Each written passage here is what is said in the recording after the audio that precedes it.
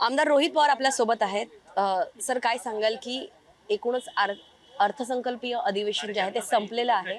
अर्थसंकल्पीय अधिवेशनामध्ये अजित पवारांचा मुद्दा तुम्ही मांडणार होता. अनेकदा तो मांडला सुद्धा गेला, परिषदेमध्ये असो किंवा तुम्ही सभेमध्ये असो, पण त्या मुद्द्यावरती सविस्तर चर्चा झाली आणि महाराष्ट्रामध्ये अजित पवार यांच्या अपघात प्रकरणी निदान FIR साठी चौकशीसाठी न्याय मिळाला असं म्हणता येईल का?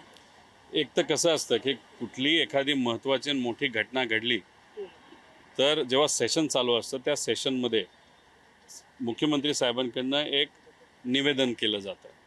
ठीक आहे, ते सुरुवातीला झालं नाही, पण जेव्हा मी अजितदादांच्या ॲक्सिडेंटबद्दलचा मुद्दा हा शेवटच्या आठवड्याच्या प्रस्तावामध्ये मांडला, त्यात बोलत असताना एका निवेदनासारखंच CM साहेबांनी त्या ठिकाणी तिथं भाषण केलं. त्याच्यामध्ये त्यांनी CIDचा रिपोर्ट वाचला, AIBचा रिपोर्ट तिथं वाचला आणि मी जे काही मागणी केल्या होत्या त्याच्यावर सुद्धा त्यांनी तिथं भाष्य केलं. एकतर ते आक्रमक बोलले की मी कोणाला सोडणार नाही वगैरे, ते स्वागत करण्यासारखं आहे, चांगली गोष्ट आहे. पण दुःख या गोष्टीचं आहे की गेले 2 महिने या महाराष्ट्रामध्ये अजितदादांचा FIR घेतला नाही. म्हणजे आम्ही मुंबईत, बारामतीत, पुण्यामध्ये CIDच्या ऑफिसमध्ये प्रयत्न केला, तो FIR दुर्दैवाने महाराष्ट्रामध्ये घेतला गेला नाही.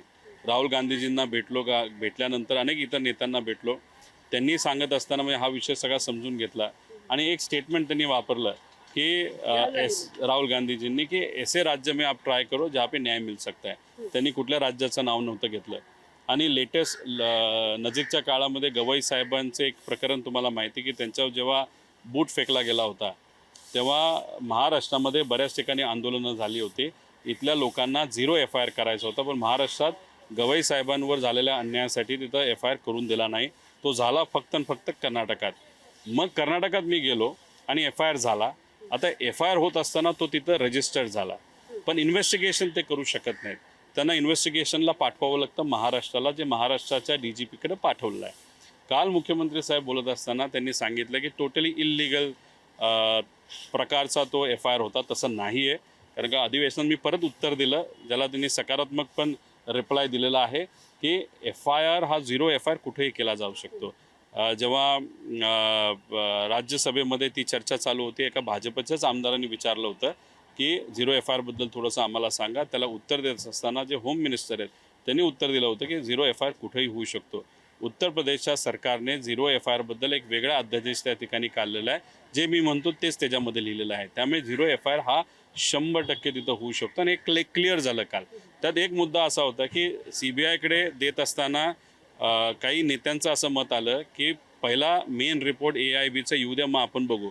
AIBचा रिपोर्ट हा 2 ते 3 वर्ष येत नसतो. याच्या आधी 9 ॲक्सिडेंट झालेले आहेत. अजूनपर्यंत गेले 4 वर्ष, 3 वर्ष, 2.5 वर्ष त्या प्रकरणाचे रिपोर्ट, फायनल रिपोर्ट अजून आलेले नाहीत. मग आम्ही 2-3 वर्ष थांबायचं का? CIDला आम्ही काय सांगतोय की AIB ही टेक्निकल एजन्सी आहे, ते त्यांच्या लेवलवर त्या ठिकाणी अभ्यास करत राहील. पण तुम्ही क्रिमिनल इन्व्हेस्टिगेशन एजन्सी आहे, क्रिमिनल अँगलच्या अनुषंगाने तुम्ही तिथं अभ्यास करा ना.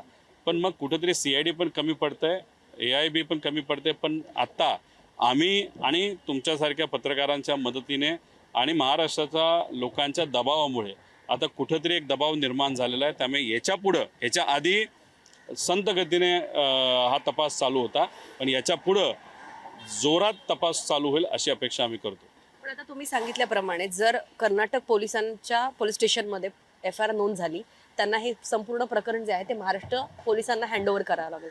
ती प्रक्रिया कधीपर्यंत होईल याबाबत तुम्ही मुख्यमंत्र्यांशी, गृहमंत्री देवेंद्र फडणवीस यांच्याशी काही बोलणं केलंय का? नाही, हँडओव्हर तर झालं ना. आणि काल CM साहेब बोलत असताना शेवटी त्यांचं जे वाक्य होतं की आता FIR आमच्याकडे आलेला आहे, आता आम्ही तो CIDकडे ट्रान्सफर करून या इन्व्हेस्टिगेशनमध्ये त्याला एक भाग करून घेऊ असं काल सांगितलं. म्हणजे FIR हा एक्सेप्ट होणार आणि तो CID त्याच्या बेसिसवर तपास करणार, हे काल सिद्ध झालेलं आहे. पण याच्यामध्ये ही गोष्ट समजून घ्यायची आहे की CIDकडे ऑलरेडी हे मॅटर संपूर्ण होतं, CID चौकशी करत होती. उपमुख्यमंत्री असलेल्या सुनेत्रा पवार आणि त्यांच्या वरिष्ठ नेत्यांनी जे आहे त्यांच्या पक्षातील CBIकडे हे पूर्ण प्रकरण मार्ग करावं असं सांगण्यात आलं होतं. CBIकडे हे मार्ग झालंय का? आणि आता CID नव्याने काय, म्हणजे हे FIR मुळे काय CIDला फायदा मिळणार आहे? नाही, एक तर CBIने अजून एक्सेप्ट नाही केलं. सुशांत सिंगच्या बाबतीत बिहार गव्हर्नमेंटली जेव्हा प्रस्ताव पाठवला होता CBIकडे, 2 दिवसात एक्सेप्ट झाला होता. दादांचा प्रस्ताव CBIकडे पाठवून माझ्या अंदाजाने 40-42 दिवस झाले, अजून तो एक्सेप्ट झालेला नाही. राहिला प्रश्न FIR झाल्यानंतर फायदा काय होतो? एक तर हे जे इन्व्हेस्टिगेशन चालू होतं ते ॲक्सिडेंटल डेथ रिपोर्टवर चालू होतं. म्हणजे या देशामध्ये कधीही कुठेही ॲक्सिडेंट होऊन एखादा मृत्यू झाला, नाहीतर नुसता मृत्यू झाला, तर मृत्यू कशामुळे झाला हे सांगण्याचा जो रिपोर्ट असतो त्याला आपण ॲक्सिडेंटल डेथ रिपोर्ट म्हणतो. म्हणजे त्याचा अर्थ त्याला क्रिमिनल अँगल नसतो. आता आम्ही जे म्हणतोय की ह्याला क्रिमिनल अँगल असू शकतो, मग ह्याला FIR लागतो. आता FIR जो आम्ही दिलेला आहे आणि तो स्वीकारला पण गेलेला आहे. आता FIR मध्ये एक ठोकताळे दिलेले आहेत की त्याच्यात आम्ही एक पुरी जी केस आहे जी आम्ही मांडत आहोत, CBI कडे पण दिलेली आहे, ती पूर्ण केसच्या बेसिसवर त्यांनी तो FIR केलेला आहे. त्यामुळे आम्ही जे जे काही मुद्दे मांडलेले आहेत ते मुद्दे आता CIDला तपासावेच लागतील. त्यामुळे एक इन्व्हेस्टिगेशनला दिशा त्या FIR मुळे त्या ठिकाणी मिळालेली आहे, जी आधी नव्हती. आधी फक्त मोहम चालू होतं, आता एक दिशा मिळाली. त्याचा फायदा उद्या जाऊन इन्व्हेस्टिगेशनसाठी होऊ शकतो. पण अजित पवारांचं अपघात प्रकरण चौकशी सुरू असतानाच नाशिकमधून जे अशोक खरात हे प्रकरण समोर आलं आणि त्याच्यामध्ये अनेक नेत्यांनी यापूर्वी पण असा संशय नोंदवला होता की याच्यामध्ये जादूटोना काही असे प्रकार पण घडलेले आहेत. अजित पवार जादूटोना किंवा अंधश्रद्धा अशा गोष्टी मानत नव्हते, पण आता ह्या जादूटोना हा प्रकार पण आलाय, तर या अनुषंगाने पण काही म्हणजे चौकशी व्हावी अशी काही तुमची मागणी राहील का? हे फक्त आमचं एवढंच म्हणणं आहे, एकतर जादूटोण्यावर आमचा सुद्धा विश्वास नाही. आम्ही धार्मिक आहोत, आम्ही आध्यात्मिक आहोत, भक्तीमध्ये आम्ही विश्वास ठेवतो, पण अंधभक्ती नाही तर ब्लॅक मॅजिक ज्याला आपण म्हणतो त्याच्यावर आमचा काही विश्वास त्या ठिकाणी नाही. पण काळी जादू जेव्हा केली जाते त्याच्या मागे जो काही विचार असतो नाही तर उद्दिष्ट असतं हे समजून घेणं फार महत्त्वाचं आहे. आता योगायोग का दुर्दैवी योगायोग बघा, अजितदादांच्या घराबाहेर बारामतीला आणि मुंबईमध्ये काळ्या जादूची पूजा केली जाते. त्याचे व्हिडिओसुद्धा आपण सगळ्यांनी बघितलेले आहेत. आता ती जेव्हा अजितदादा जिवंत असताना ती पूजा केली जाते, आता नाशिकचं प्रकरण बाहेर निघतं. अजितदादांच्याच पक्षातले काही नेते हे तिथं जात असताना आपण सर्वजण बघतो. खरा जवळचे आणि विश्वासू, आणि तो खरात हा फार मोठा ब्लॅक मॅजिकचा माणूस या महाराष्ट्राचा त्या ठिकाणी होता. आता अंगठा कापला का करंगळी कापली, त्यातून रक्त बाहुलीवर टाकलं का कशावर टाकलं हे आम्हाला तरी सांगता येणार नाही. पण मग तिथं दादांच्या घराबाहेर एक ब्लॅक मॅजिकची पूजा केली जाते. हे सगळे मोठे नेते त्यांच्या पक्षाचे हे त्या बोंधूबाबाकडे त्या ठिकाणी जात होते. त्याच्याचबरोबर दादांचा ॲक्सिडेंट 28 तारखेला झाला. 2 दिवसातच पियुष गोयल साहेबांचं स्टेटमेंट आलं की आता प्रफुल्ल पटेल अध्यक्ष झाले. कोणी विचारलं होतं तुम्हाला? पण ते बोलून गेले की प्रफुल्ल पटेल आता अध्यक्ष हे अजितदादांच्या पक्षाचे त्या ठिकाणी झालेले आहेत. आणि लगेच दुसऱ्या दिवशी म्हणले नाही, मला कुणीतरी चुकीचं सांगितलं. पण 14व्या दिवशी आपण जर बघितलं तर प्रफुल्ल पटेल आणि जे तटकरे होते त्यांचं एक लिखित पत्र इलेक्शन कमिशनला आहे, जे मी काल दाखवलं. आणि त्या पत्रावर त्यांनी असं लिहिलेलं आहे की अध्यक्ष नसतील तर कार्याध्यक्ष म्हणजे प्रफुल्ल पटेल यांना पूर्ण अधिकार त्या ठिकाणी द्यावेत. हे पत्र स्वतः आमदारांशी न बोलता, पदाधिकाऱ्यांशी न बोलता, सुनेत्रा काकींशी न बोलता आणि त्यांच्या परिवाराशी न बोलता आम्हाला जे कळलेलं आहे की त्यांनी ते पत्र तिथं दिलं. म्हणजे अख्खा पक्ष ताब्यात घेण्याचा प्रयत्न तिथं केला गेला. आता तुम्ही बघा की आधी ब्लॅक मॅजिक, 28चा ॲक्सिडेंट, 2 दिवसातच पियुष गोयल यांचं स्टेटमेंट आणि 14व्या दिवशी पक्ष ताब्यात घेण्याचा प्रयत्न. आता हे पियुष गोयल साहेब तर दुसऱ्या दिवशीच बोलले. दादांच्या बैठकीच्या आधी हा प्लॅन ठरला, ॲक्सिडेंटच्या आधी हा प्लॅन ठरला का नंतर ठरला? आता ह्याला क्रिमिनल अँगल तर आहेच ना, हे बघावं लागेल, कारण हा फार डेंजरस योगायोग आहे. त्यामुळे माझं एवढंच मत आहे की मग आम्ही जे बोलतो ना त्या अनुषंगाने आता हा नवीन वळण आलेलं आहे ते तर बघावंच लागेल, आम्ही जो FIR केलेला आहे. पण या नवीन वळणामध्ये सुद्धा क्रिमिनल अँगल आहे का एवढं फक्त बघितलं पाहिजे. पण याच मार्गाने, कारण सुनेत्रा पवार यांनी जेव्हा पक्षाच्या राष्ट्रीय अध्यक्षपद हाती घेतलं त्याच्यानंतर त्यांनी लगेचच निवडणूक आयोगाला पत्र लिहिलं आणि 28 जानेवारी म्हणजे अजित पवारांचा ॲक्सिडेंट नंतर त्यांच्या राष्ट्रीय अध्यक्षपदाची सूत्र हाती घेण्यापर्यंत जे काही पत्रव्यवहार पक्षाकडनं झाले असेल ते रद्द करण्यात यावे असं त्यांनी पत्र दिलं. त्या पत्राचा काय उद्देश असेल? सुनेत्रा पवारांना पण असं काही संशय आला असेल? कदाचित त्यांना ते कळलं असेल. आणि शेवटी त्या पत्नी आहेत ना अजित काकांच्या. अजित काकांनी सुद्धा त्यांना पूर्वी कसा त्रास झाला असेल या 3-4 लोकांचं हे सांगितलं असेल. आणि त्या अनुषंगानेच अध्यक्ष, राष्ट्रीय अध्यक्ष झाल्या त्यांनी पहिलं पत्र जे लिहिलं आणि त्यातच पहिली जे महत्त्वाची लाईन टाकली ती ही लाईन असेल. याच्यावरूनच कदाचित असं वाटतं की त्यांच्या पक्षामध्ये आमदारांचा काकींवर विश्वास आहे, काकींचा आमदारांवर विश्वास आहे. तसंच पदाधिकारी काकींकडे बघतात, काकी पदाधिकाऱ्यांची काळजी घेतात. पण काही ठराविक नेते जे पक्ष ताब्यात घेण्याचा प्रयत्न करतायत त्यांच्याबद्दलची माहिती आता काकींना त्या ठिकाणी झालेली आहे. त्यामुळे पुढच्या काही दिवसांमध्ये काही बदल त्या ठिकाणी होतील. आमचं त्यांचा राजकारणात काही घेणं देणं नाही. फक्त दादांचा ॲक्सिडेंट आणि हे स्टेटमेंट आणि पक्ष ताब्यात घेण्याचा प्रयत्न, ह्याला जर लिंक घेतली तर मग ह्याला काही वेगळा हेतू नाही, त्या अँगल आहे का हे बघणं फार महत्त्वाचं आहे. सुनील तटकरे स्वतः पत्रकार परिषद घेऊन म्हणतात की कारण मी दादांच्या विश्वासातला होतो, त्यांच्या जवळचा होता आणि म्हणून मला जे आहे ते बदनाम करण्याचा प्रयत्न केला जातो. आता विश्वासातले होते म्हणून त्यांना बदनाम आम्ही करतो असं कुठं? तुम्ही विश्वासात होतं तर मग काकींना विश्वासात घेऊन काका गेल्यानंतर जे पत्र तुम्ही इलेक्शन कमिशनला दिलं ते विश्वासात घेऊन द्यायला काय हरकत होतं? स्वतः तुम्ही पत्र गेलं, कोणाच त्या बाबतीतलं माहीत नाही. आणि मग जेव्हा 10 तारखेला काकी पत्र लिहितात तेव्हा 28 तारखेपासून त्या दिवसापर्यंत सगळंच पत्रव्यवहार हे रद्द व्हावे अशी काकी का त्या ठिकाणी लिहितील? हे बाहेरून बसून ह्या सगळ्या गोष्टी त्या अनुषंगाने कुठं ना कुठंतरी दादांचा त्यांच्यावर खूप विश्वास होता असं वाटत तरी नाही. आणि दुसरा प्रश्न असा आहे की दादांवर जेव्हा केव्हा काही लोक नेते बोलायचे तेव्हा सुनील तटकरे, प्रफुल्ल पटेल दादांच्या बचावासाठी किती वेळा तिथं आले. पण मग दुसरं सुनील तटकरेंवर जर कोणी बोललं, नाहीतर चाकणकरांवर कोणी बोललं तर ते सगळे मोठे नेते हे बोलणाऱ्यावर इतके बोलायचे. मग दादांनी काय चुकीचं केलं होतं? दादांनी पवार साहेबांबरोबरचं जे नातं होतं मुलाचं आणि एका वडिलाचं ते बाजूला ठेवून फक्त या नेत्यांच्या फायली अडकलेल्या होत्या, नाही तर ईडीच्या फायली होत्या. त्याच्याचबरोबर तिथे आमदारांना निधी तिथं द्यायचा होता म्हणून साहेबांना सोडून हे वेगळे झाले. आणि नंतर आमदारांनी त्यांना एकटं नाही सोडलं, पण या नेत्यांनी त्यांना एकटं सोडल्यासारखं हे सगळ्यांनाच त्या ठिकाणी दिसत होतं. त्यामुळे काय लपून राहिलेलं नाही आणि चोरी करण्याचा प्रयत्न हा झाला त्याचा पूर्ण पुरावा मी त्या ठिकाणी दिलेला आहे.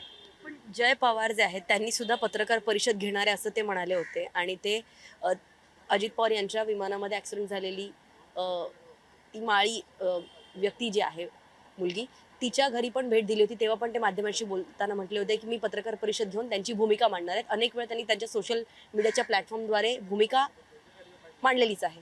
पण आता जय पवार अजूनही पत्रकार परिषद का घेत नसतील? हे बोलतील काही प्रमाणात. सुनील तटकरे, प्रफुल्ल पटेल काय भाजपच्या नेत्यांचा प्रेशर हा जयवर असू शकतो म्हणून त्यांनी घेतलं नाही. पण शेवटी तो पवार आहे आणि अजित काकांसाठी तो सुद्धा आणि पार्थसुद्धा आणि काकीसुद्धा त्या ठिकाणी आपापल्या लेवलला तिथं प्रयत्न करत न्याय मिळावा म्हणून. त्यामुळे तो काही शांत बसेल असं मला वाटत नाही. नक्कीच तो घेईल आणि त्याची प्रेस कॉन्फरन्स झाल्यानंतर माझ्याकडे जे काही शेवटचे आता पुरावे मी बऱ्यापैकी गोळा केलेले ते मी नंतर लोकांसमोर त्या ठिकाणी आणल्याशिवाय राहणार नाही. अजित पवार यांच्या कुटुंबियावरती म्हणजे पार्थ पवार असू दे किंवा जय पवार असू दे, सुनेत्रा पवार असू दे, यांच्यावरती काही राजकीय दबाव आहे असं वाटतं तुम्हाला? नाही, एवढं मोठं भावनिक नुकसान त्यांचं झालेलं आहे. त्यांचे वडील, पती या ॲक्सिडेंटमध्ये मृत्युमुखी त्या ठिकाणी पडलेले आहेत आणि याच्यातच त्यांच्यावर ते प्रेशर तर आहेच भावनिक. दुसरं राजकारणात अचानक हे सगळे तिथं आलेले आहेत. त्यामुळे राजकीय प्रेशर, पार्टी चालवणं, सेशन तिथं उत्तर देणं, हे सगळे जे मुद्दे आहेत त्यामुळे कदाचित ते आपल्याला दिसत नसावं. पण वाईट तर त्यांना 100% काय 100 नाही 1000% त्या ठिकाणी वाटलेलं आहे. न्याय मिळावा यासाठी आपापल्या लेवलला ते प्रयत्न करत असतील. आम्ही आमच्या लेवलवर फक्त आम्ही बोलतोय, आम्ही पुरावे पुढे आणतोय, एवढाच त्यातला फरक. सर, एका बाजूला अजित पवार यांच्या अपघाताचा लढा तुम्ही लढताय, पण दुसऱ्या बाजूला हा पण की राज्य महिला आयोगाच्या अध्यक्षा रुपाली चाकणकर यांचं अध्यक्षपदाचा जरी त्यांनी राजीनामा दिला असेल तरी ज्या प्रकारे आरोप होत आहेत, जेवढं मोठे प्रकरण आहे अशोक खरात, त्यानंतर पक्षांतर्गत जी आहे ती अजूनही कारवाई करण्यात आलेली नाहीये. त्याच्यामुळे पक्षाच्या राष्ट्रीय अध्यक्ष जरी सुनेत्रा पवार असल्या तरी पक्षावरती एक अदृश्य हात वरदहस्त आहे असं वाटतं तुम्हाला? नाही, एक तर राष्ट्रीय अध्यक्ष असतात ते एकदम फायनल लेवलचा निर्णय जेव्हा असतो तेव्हा ते तिथे घेत असतात. शेवटी निर्णय प्रदेशाध्यक्षाला घ्यावा लागतो. राजीनामा महाराष्ट्राच्या एखाद्या पदाधिकारीचा घ्यायचा असेल तर तो प्रदेशाध्यक्ष, जे आम्हाला कळतात सुनील तटकरे, पण मला असंही कळलेलं आहे की 10 तारखेला जेव्हा नियुक्त्या झाल्या होत्या 8 तारखेला तेव्हा त्या बैठकीमध्ये फक्त अप्रुव्हल हे सुनेत्रा काकींना मिळालं होतं. पण त्याच्यामध्ये प्रफुल्ल पटेल आणि सुनील तटकरे यांची फक्त नावं घेतली गेली, पण ऑफिशियली त्यांना पद तिथं दिलं गेलं नाही. आणि राहिला प्रश्न ते असतील पण प्रदेशाध्यक्ष समजा, तर या चाकणकरांचा नाहीतर त्या महिला अध्यक्षांचा जो राजीनामा आहे हा तटकरेंना नाहीतर तिथं प्रदेशाध्यक्षाला पहिला घ्यावा लागेल. आणि प्रदेशाध्यक्ष का एवढा उशीर लावतो तो त्यांनाच तिथं माहिती. पण त्यांनी जर अजून उशीर लावला तर मग राष्ट्रीय अध्यक्षांना तो निर्णय फोर्सफुली तो लागू करावा लागेल. सर, पण एक विरोधी पक्ष म्हणून तुमची मागणी राहील का की चाकणकरांचा महिला प्रदेशाध्यक्ष म्हणून राजीनामा घेण्यात यावा अशी तुमची मागणी राहील? नाही, तो वेगळा पक्ष आहे त्यामुळे तिथं नाही. त्या महिला आयोगावर आत्तापर्यंत असत्या तर आम्ही ती मागणी 100% तिथं केली असते, कारण ते संविधानिक पद आहे आता त्यांच्या पक्षाच्या पदाधिकारी आहेत, त्यांना करायचं का नाही करायचं तो त्यांचा विषय. जेवढं जास्त ठेवतील त्याच पक्षाचा तिथं नुकसान झाल्याशिवाय राहणार नाही. तर शेवटचा प्रश्न, जादूटोणा या कायद्यावरती अशोक खरात प्रकरणानंतर समोर आलं की अनेक नेते जे आहेत ते अशोक खरात त्याच्यासोबत अनेक वरिष्ठ नेत्यांचे फोटो होते, यावरती तुमचं काय म्हणणं, एक पक्ष म्हणून, एक तरुण आमदार म्हणून? कधी कधी काय असतं की काळी जादू ही काय अशी ओपनली केली जात नाही, ती लपून एखाद्या कोपऱ्यातनं ते वेगळी ठिकाण असतं असं आम्हाला त्या ठिकाणी कळालेलं आहे. त्यामुळे काही लोक, काही नेते भेटत असताना असंच एखादा पुजारी नाहीतर एखादा मठाचा प्रमुख म्हणून त्यांना भेटले असतील, राजकीय दृष्टिकोनातून सुद्धा त्या भागामध्ये दबदबा असेल, फोटो काढले म्हणून ते सगळेच जबाबदार आहेत असं आपण म्हणू शकत नाही. पण ते व्हिडिओ जे आलेले आहेत ते कोणाचे आहेत, कसले व्हिडिओ आहेत, त्यात ठीक आहे महिलांचे चेहरे असतील तर ते लपून काय चेहरे आहेत, काय कोण ते नेते आहेत, त्या नेत्यांची नावं आणि सगळे डिटेल्स तरी पुढे आले पाहिजे. कुणी कशा प्रकारची पूजा केली, त्यात नर बळी पण दिला गेला, तो कुणी घेतला, रक्त पिलं गेलं, बाहुलीवर टाकलं गेलं, करंगडी कापली, अंगठा कापला, हे सगळ्या गोष्टीत लोकांसमोर आल्या पाहिजे.